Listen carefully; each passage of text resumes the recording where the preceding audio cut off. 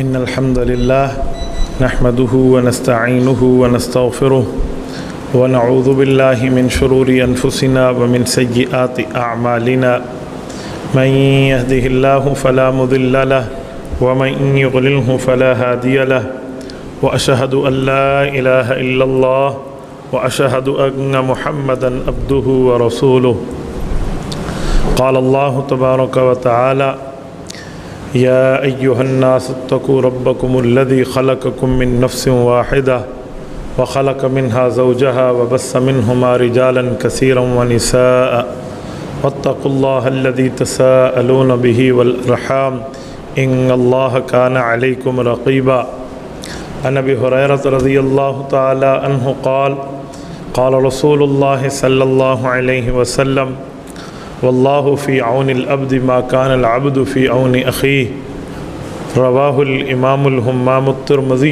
في جامعه اللهم صل على محمد وعلى آل محمد كما صليت على إبراهيم وعلى آل إبراهيم إنك حميد مجيد اللهم بارك على محمد وعلى آل محمد كما باركت على إبراهيم وعلى آل إبراهيم إنك حميد مجيد۔ معزز دوستو، آج میں جس وقت آپ سے گفتگو میں مخاطب ہوں اس وقت ہمارا پورا ایریا سیلاب کی زد میں ہے۔ میں نے آج آپ کی خدمت میں چند معروضات پیش کرنے ہیں جو آپ کی اور ہماری اسلامی غیرت پر دستک دیں۔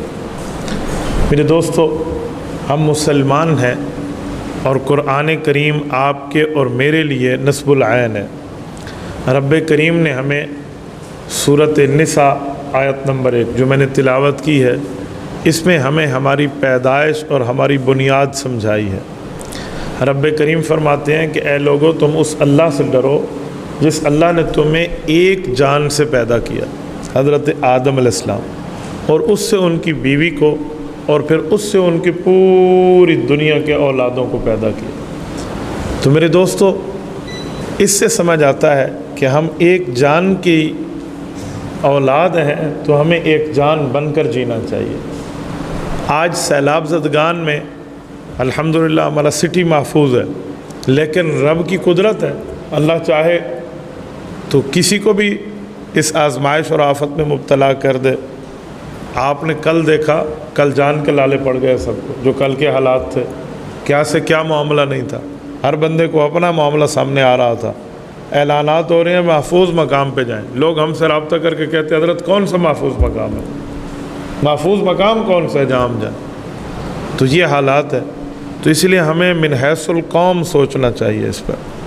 میں نے گزشتہ جمعہ بھی آپ حضرات کی خدمت میں عرض کیا تھا، لیکن اب ایمرجنسی کی صورتحال ہمارے سر سے پانی گزر رہا ہے۔ جنوبی پنجاب کے ایریاز دیکھیں نا، وہاں پر جو حالات ہیں اور وہاں پر کیا سے کیا نہیں ہو گیا۔ آج جہاں پر ہمیں لاکھوں کنال تک کا ایریا پانی میں ڈوبا ہوا نظر آتا ہے، کل یہاں پر زندگیاں تھیں، کل یہاں پر آبادیاں تھیں، کل یہاں وسیب تھا، کل یہاں لوگ بستے تھے، اور آج پانی ہی پانی نظر آ رہا ہے۔ مجھے بتائیں، اگر اس وقت بھی ہم نہ جاگے اور ہم نے ایک دوسرے کی مدد اور اپنی نصرت اور اپنی مدد کے مطابق، اپنی طاقت کے مطابق ایک دوسرے کا ساتھ نہ دیا، تو وہ کون سا وقت ہوگا جس وقت میں ہم دوسرے مسلمان بھائی کے لیے فکر کریں گے؟ حدیث پاک میں ہے کہ مسلمان تو ایک جان کی مانند ہے۔ فرمایا اگر اس کی آنکھ کو درد ہوتے ہے تو پورا جسم اس درد کو محسوس کرتا ہے، اور اگر سر میں تکلیف ہوتی ہے تو پورا جسم سر کی تکلیف کو محسوس کرتا ہے۔ آج ہمارے حالت کے معاملات دیکھیں کہ ہم اپنی وسعت اور طاقت کے مطابق آگے نہیں چل، ہم صرف خبر سن کر معاملے کو لے رہے ہیں۔ ایسا کچھ بھی نہیں ہے۔ ان سے جا کر پوچھو جن کی تمام جمع پوجی زندگی کی لٹ گئی۔ جو بتا رہے تھے کہ ایک بندہ ملا سیلاب میں، یہ مدد کے لیے گئے تو کہا یہ صرف ایک سوٹ لے کر آیا ہوں۔ یہ ہم سے پوچھ ہوگی، جتنی طاقت ہماری ہے ہم ان تک پہنچ سکتے ہیں، ہم امداد کر سکتے ہیں، اور ہم نے نہ کی۔ یاد رکھیں، مولوی مسئلہ بتانے والا ہوتا ہے، بنانے والا نہیں ہوتا۔ میں منبر رسول پہ بیٹھ کے کہہ رہا ہوں، اگر ہماری طاقت ہے اور ہم نہیں کر سکتے تو ہماری گرفت ہونی ہے آخرت، اس پر اللہ کی طرف سے پکڑ ہونی۔ اور سنیں، صرف گناہ معاف کرانے کے لیے یوں نہیں ہے کہ ہم بیٹھ کر توبہ کر لیں، گناہ معاف کرانے کے کئی عملی طریقے بھی ہیں، کئی عملی طریقے۔ میں صحیح بخاری سے ایک حدیث پاک آپ کی خدمت میں پڑھے دیتا ہوں۔ صحیح بخاری کے اندر بھی حدیث پاک یہ موجود ہے۔ امام بخاری رحمۃ اللہ علیہ اذا شرب الکلب فی العناء کے تحت کتاب الوضو میں حدیث پاک لائیں، حضرت ابو ہریرہ رضی اللہ عنہ کے واسطے سے۔ میں اس کا ترجمہ ذکر کیے دیتا ہوں۔ حضرت ابو ہریرہ فرماتے ہیں حضور پاک علیہ الصلوۃ والسلام نے ایک بدکار عورت کے معافی کا ہمیں واقعہ بیان فرمایا، ایک عورت کے نہیں، بدکار عورت کے، کہ وہ بدکار عورت بخشی گئی۔ فرمایا اس کے بخشش کا کیا داعیہ ہوا، کیا وجہ بنی؟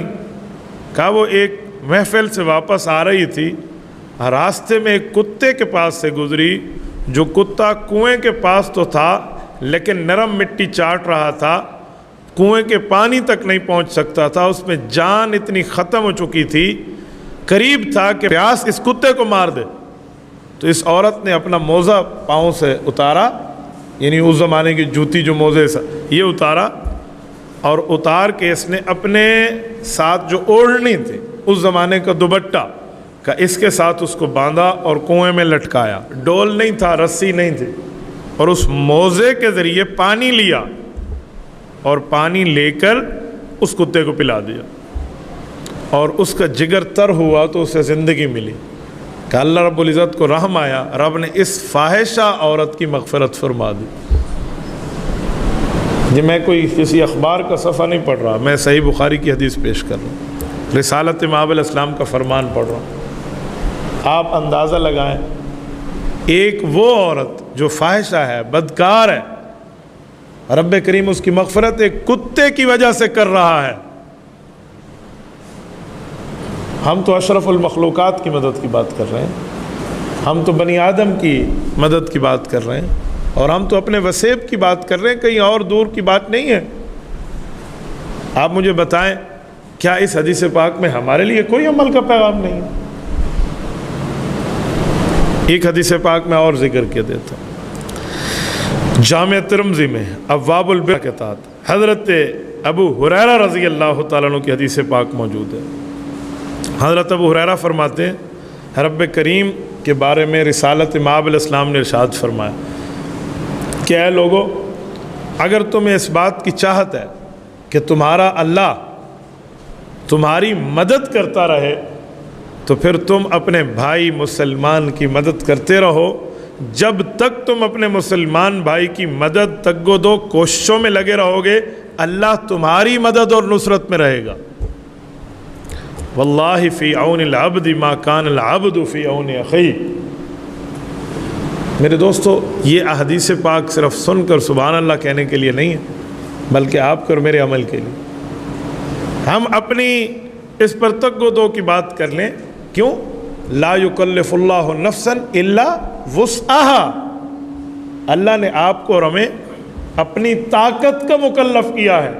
ہماری جتنی طاقت ہے، جتنی قوت ہے، وہ ہمیں پتہ ہے یا ہمارے اللہ کو پتہ ہے؟ دیکھنے والا تو سمجھے گا پتہ نہیں اس کے پاس کچھ ہے یا کچھ نہیں ہے، وہ غلط اندازہ بھی لگا سکتا ہے اور صحیح اندازہ بھی لگا سکتا ہے۔ میں لوگوں کے اندازے کی بات نہیں کر رہا، یہ جو ہمارے سینے میں دل موجود ہے اور رب کریم کا معاملہ ہے، ہم خود جانتے ہیں یا ہمارا اللہ جانتا ہے۔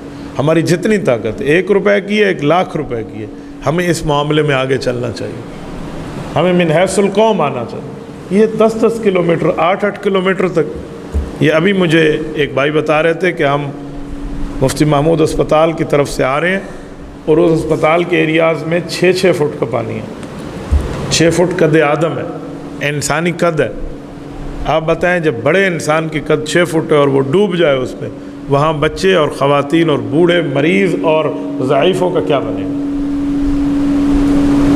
یہ وہاں تک ہے، یہ نہیں ہے کہ ہمارے تک نہیں آ سکتا، ایسا کچھ بھی نہیں ہے۔ یہ بات ذہن میں رکھیں۔ میں نہیں کہتا کہ اللہ کی طرف سے ہمارے اوپر عذاب ہے، آزمائش بھی تو ہو سکتی ہے نا۔ آپ کو پتہ ہے آزمائش کسے کہتے ہیں؟ آزمائش 2 طرح کی ہوتی ہے، آزمائش بھوک میں بھی ہوتی ہے، آزمائش رجے پجے زمانے میں بھی ہوتی ہے۔ بھوک میں آزمائش میں صبر آزمایا جاتا ہے، اور کھاتے پیتے وقت میں اللہ رب العزت دیکھتے ہیں میرا شکر گزار بندہ بنتا ہے یا نہیں بنتا. دونوں قسم کی آزمائش ہے. اگر ہم اس مسئلے پر قرآن کریم کو دیکھیں نا، یہ دوسرے پارے کا دوسرا صفحہ، رب کریم نے جو بات ہمیں ارشاد فرمائی ہے نا، میں یہ آپ کی خدمت میں پڑھ دیتا ہوں. وَلَنَبْلُوَنَّكُمْ بِشَيْءٍ مِّنَ الْخَوْفِ وَالْجُوعِ وَنَقْصٍ مِّنَ الْأَمْوَالِ وَالْأَنفُسِ وَالثَّمَرَاتِ.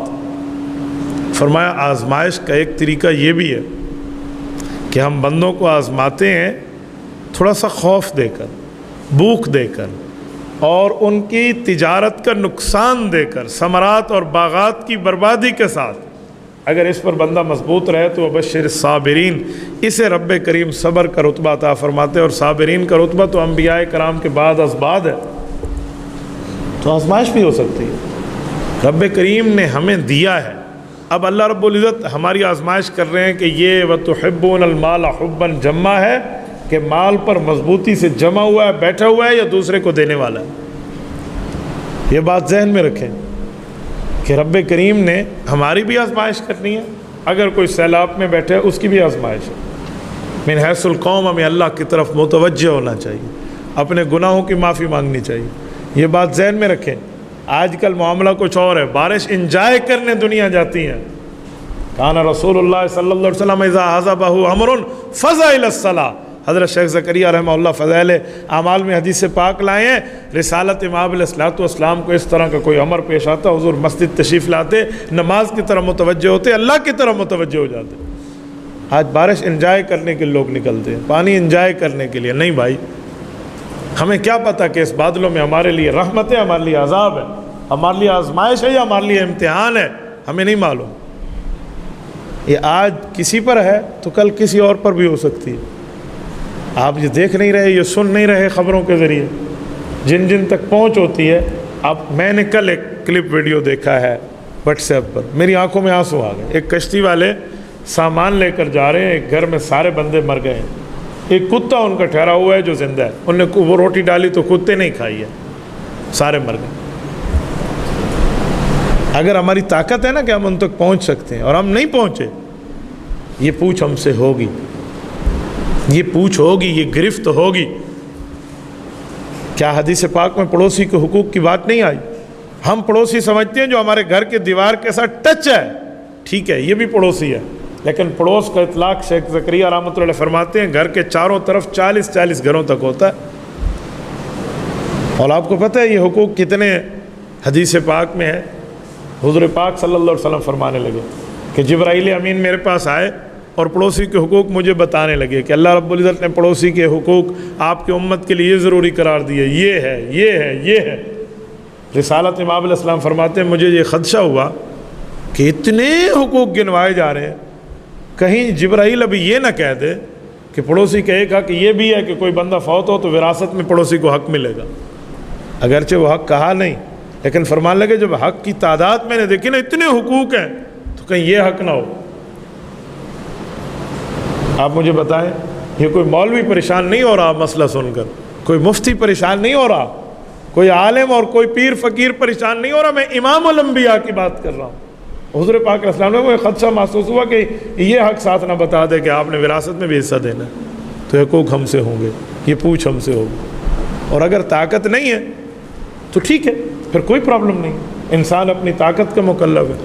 کسی کے پاس میڈیا کی طاقت ہے وہ استعمال کرے، زبان کی طاقت ہے وہ استعمال کرے، مال کی طاقت ہے وہ استعمال کرے، جان کی طاقت ہے مدد کے لیے چل سکتے ہیں وہ استعمال کرے. ماشاءاللہ کتنے لوگوں نے اس پر یہ کام کیا بھی ہے. میں کل سے مکمل اس پر نظر رکھے ہوئے تھا کہ لوگوں نے اپنے گھروں کے دروازے کھولے ہیں، مارکیٹس کے دروازے کھولے ہیں، پیٹرول پمپ کے دروازے، سارے بھئی آپ ہمارے پاس آ جائیں. مدارس کے ہمارے علماء کرام، میں اس مسئلے پر علماء کرام کو داد دیے بغیر رہ نہیں سکتا. میں نے زیادہ تر داڑھی اور پگڑی والے کو دیکھا ہے جو اس ڈونیشن میں سب سے اول ٹھہرا ہوا ہے. باقی ہمارے بھائی بھی ہیں لیکن یہ سب سے اول ٹھہرے ہوئے ہیں. بلا تفریق جماعت، بلا تفریق تنظیم وہاں تک پہنچے. کل میں نے سندھ میں انصار الاسلام کے رضاکاروں کو دیکھا، وہ ایک ہندو فیملی کی داد رسی کے لیے پانی میں چل کر جا رہے ہیں. ہے مسلمان لیکن اسلام سکھاتا تو انسانیت بھی تو ہے نا. ہندو فیملی کے لیے وہ گئے. تو اس میں ہم نے مسلمان غیر مسلم نہیں دیکھنا. جو یہ آفت ہے نا وہ مسلم غیر مسلم نہیں دیکھتے. آفت کا معاملہ آفت والا ہوتا ہے. تو میرے دوستو ہم سب کو چاہیے, اور کوئی طاقت نہیں ہے نا, مصلی پر 2 رکعت نماز نفل پڑھ کے تو ہے نا, اتنی تو ہے نا. یہ تو بندہ مانگ لے کہ اللہ تو نے طوفان نوح میں نوح علیہ السلام کے ساتھیوں کی حفاظت فرمائی تھی, تو ان چھوٹے چھوٹے بچوں کی حفاظت فرما. بہت تو طاقت ہے نا, وہ تو کر سکتے. اس سے بڑھ کے اور میں کیا کہوں. لیکن ہم بالکل عام طور پہ اس مسئلے میں غافل ہیں. جتنے غافل ہیں یاد رکھیں پھر اتنا ہی قیامت میں سختی ہے. یہ موقع ہے اپنے گناہوں کی گٹھڑیاں دھلانے کا. وہ کہتے ہیں نا کوئی اچھی جگہ جا کر بھی ناکام لوٹتا ہے, اور کوئی گھر بیٹھے ایسا کام کرتا ہے کہ رب کے قریب ہو جاتا ہے. تو یہ وہ وقت ہے, ہمیں اس میں من حیث القوم اپنا حصہ ڈالنا چاہیے. اور اگر یہ آزمائش ہے تو ہمیں آزمائش میں پورا اترنے کے لیے اپنی طاقتیں بروئے کار لانی چاہیے. اور اگر یہ عذاب ہے تو پھر بھی میں ایک جملہ کہتا ہوں, حدیث پاک میں ہے کہ اللہ کے غصے کو جو چیز ٹھنڈا کر دیتی ہے وہ فی سبیل اللہ صدقہ ہے, خیرات ہے. حضرت معاویہ بن حیدہ رضی اللہ تعالیٰ عنہ کی روایت امام طبرانی نے معجم الکبیر میں ذکر فرمائی, اور الترغیب والترہیب میں یہ حدیث موجود ہے. فرمایا ان صدقۃ السر تطفئ غضب الرب تبارک و تعالی. کہ لوگوں جو آپ چھپکے سے صدقہ کرتے ہیں نا, چھپکے سے صدقہ وہ صدقہ ہے جو اللہ تعالیٰ کے غصے کو بالکل بجھا دیتا ہے. اللہ سے امید کرم کی رکھنی چاہیے. اگر آزمائش ہو تب بھی ہمیں نکلنا پڑے گا, اور اگر یہ عذاب ہے تو اب بھی ہمیں نکلنا پڑے گا. ہم اپنی طاقت کے مکلف ہیں. ہماری طاقت کتنی ہے؟ بنی اسرائیل کا وہ گناہ گار کہ پتہ نہیں 100 بندوں کا قاتل, وہ معافی مانگنے کے لیے نکلا تھا نا, اور جس بستی کی طرف جا رہا تھا کہ میں معافی مانگ کے اللہ والا بنوں گا, اللہ والوں کی بستی ہے, ابھی وہاں تک پہنچا نہیں تھا, وہ مر گیا تھا راستے میں. تو اب فرشتے آ گئے, جہنم والے بھی اور جنت والے بھی, ہم ادھر لے جائیں گے. کہا جی توبہ کی نیت سے نکلا, کہا ادھر لے جائیں گے. اللہ تو دلوں کو جانتے ہیں نا, رب کے ہاں تو دل کے معاملات ہیں نا. انہ علیم بذات الصدور, دل کے اندر تڑپ کیا ہے وہ اللہ کو پتہ ہے, زبان پر کیا ہے تو دنیا جانتی ہے نا. تو رب کریم نے فرمایا انہیں کہو زمین کی پیمائش کر لو. اگر نیکوں کے زیادہ قریب تھا وہاں جانا چاہ رہا تو جنت لے جانا, اگر بروں کے زیادہ قریب تھا تو ادھر لے جانا. تو جہنم والے فرشتوں نے سمجھ لیا کہ ڈیفینیٹلی اسے ہم لے جائیں گے, کیونکہ ابھی نکلا تھا اس بستی سے, ابھی تو وہ بہت دور تھا. کہ اب زمین کی پیمائش ہونے لگی تو رب نے زمین کو حکم کیا کہ تو سکڑ جا. اس بندے کی نیت اچھی تھی, ان اچھے لوگوں کی طرف پیمائش وہی نکلی تو یہ بندہ جنت کا مستحق بنے. یہ اپنی کوشش کے مکلف تھا, اپنی طاقت کے مکلف تھا. ہم اپنی طاقت کو خود سمجھتے ہیں. میں نے کہا نا ہم اپنے معاملات میں ہم جانتے ہیں یا اللہ جانتے ہیں. ہمیں آگے آنا پڑے گا, ہمیں من حیث القوم یہاں تک پہنچنا پڑے گا. اور میرے دوستو یاد رکھنا, رب کریم کے غصے کو صدقہ ختم کرتا ہے. اور ایک بات ذہن میں رکھنا, اگر ہم چاہتے ہیں کہ ہمارے اوپر اللہ رحمت کرے تو جو ہمارے ماتحت ہیں ہم ان پر رحمت کرنا سیکھیں, ہم ان پر نرمی سیکھیں تو ہمارے اوپر نرمی ہو جائیں گی. ہمارے اوپر رب کریم کی طرف سے بالکل امن کا معاملہ ہوگا. ارحموا من فی الارض یرحمکم من فی السماء, کہ تم زمین والوں پہ رحم کرو, آسمان والا تم پہ رحم کرے گا. تو یہ تو طے شدہ بات ہے. اور میرے دوستو احادیث پاک میں رسالت مآب علیہ السلام نے بہت سی باتوں میں ہمیں ترغیب دی ہے. صحیح مسلم میں حدیث ہے, سنیں توجہ رکھنا ذرا. اس حدیث پاک کو اپنے کانوں کے ذریعے دل کی کھڑکیوں تک راستہ دینا.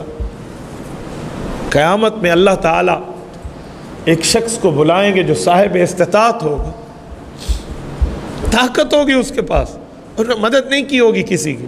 اللہ بلائیں گے اور رب کریم اس سے 2 باتیں کریں گے. فرمائیں گے میرے بندے مجھے بھوک لگی تھی, تو نے مجھے کھانا نہیں کھلایا. تو کہے گا اللہ آپ اللہ ہیں، آپ بھوک سے کھانے سے پاک ہیں، آپ کو بھوک لگی اور میں نے کھانا نہیں کھلایا، کیسے ہو سکتا؟ اللہ فرمائے گا میں بیمار تھا، تو نے میری بیمار پرسی نہیں کی تھی، یعنی میں تکلیف میں تھا، میری تکلیف کی داد رسی تو نے نہیں کی تھی، تو کر سکتا تھا۔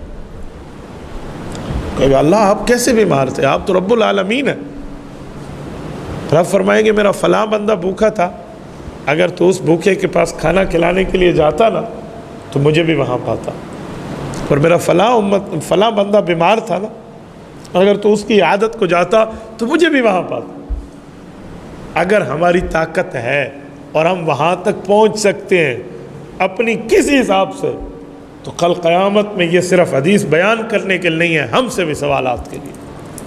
میں بات کو ختم کر کے خلاصے کے طور پہ اپنی غیرت پہ دستک دیتے ہوئے ایک جملہ کہہ رہا ہوں کہ اب اللہ جانتا ہے یا ہم جانتے ہیں، بس یہ وقت ہے اپنی گناہوں کی گٹھڑیاں دھلانے کا۔ ہم بہت گناہ گار لوگ ہیں، ہمیں رسول اللہ کی سفارش چاہیے، ہمیں اپنے اعمال پہ گھمنڈ نہیں ہے، لیکن یاد بھی رکھنا کہ جتنی کوشش ہو اتنا تو بندہ کرے نا، شاید حقوق اللہ بخشے جائیں، حقوق العباد تو نہیں بخشے جائیں گے۔ جتنے بچے ہمیں پیارے ہیں نا اتنے انہیں پیارے ہیں، جتنے اموال ہمیں پیارے ہیں نا اتنے انہیں پیارے ہیں، لیکن میرے دوستو ہمیں اپنی طاقت کے ساتھ آگے آنا چاہیے۔ یہ ہمارے ماشاءاللہ بھائی عثمان اور یہ ان کے ایک دو دوست یہ ابھی مجھے بتا رہے تھے کہ مستقل یہ وزٹ کر کے آج دوسرا تیسرا دن آ رہے ہیں، اور اپنی طاقت کے مطابق یہ لوگ چل رہے ہیں، اور اپنی وسعت کے مطابق لوگوں کے ساتھ تعاون میں۔ ایک پانی کی باٹل لی نا تو مجھے بتا رہے تھے پتہ نہیں وہ 20 روپے کے لگ بھگ ان کو ملتی ہے، صرف اس خالی بوتل ہے اس میں پانی ڈال کے ان تک پہنچانا ہے۔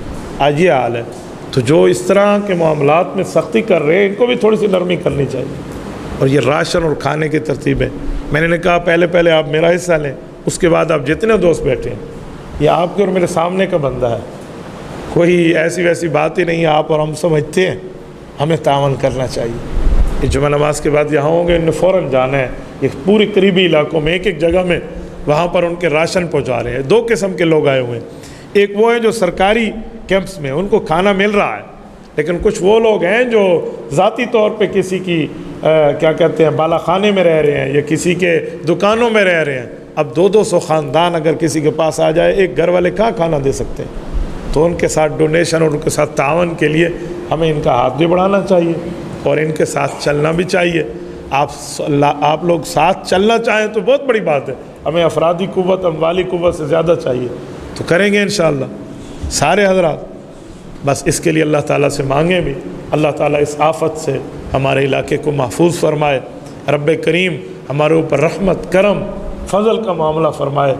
یہ محرم الحرام کا مہینہ ہے، اس میں شہدائے محرم ہے، داماد حیدر حضرت عمر فاروق رضی اللہ تعالیٰ عنہ یکم محرم کے شہید ہیں، 10 محرم کو حضرت حیدر کرار رضی اللہ تعالیٰ عنہ کو کل خاندان جو اس وقت موجود تھا ان میں اکثریت کی شہادت ہے، ان کے طفیل بھی دعا مانگیں، رب کریم رحمت کا معاملہ فرمائے، کرم کا فضل کا احسان کا معاملہ فرمائے، اللہ آفت سے بچائے، جن حضرات کے نقصان ہو گئے اللہ اس نقصان کو پورا فرمائے، جو تکلیف میں اللہ ان کی تکلیف کو دور فرمائے، جو مشکلات میں اللہ اس مشکلات کو ختم فرمائے۔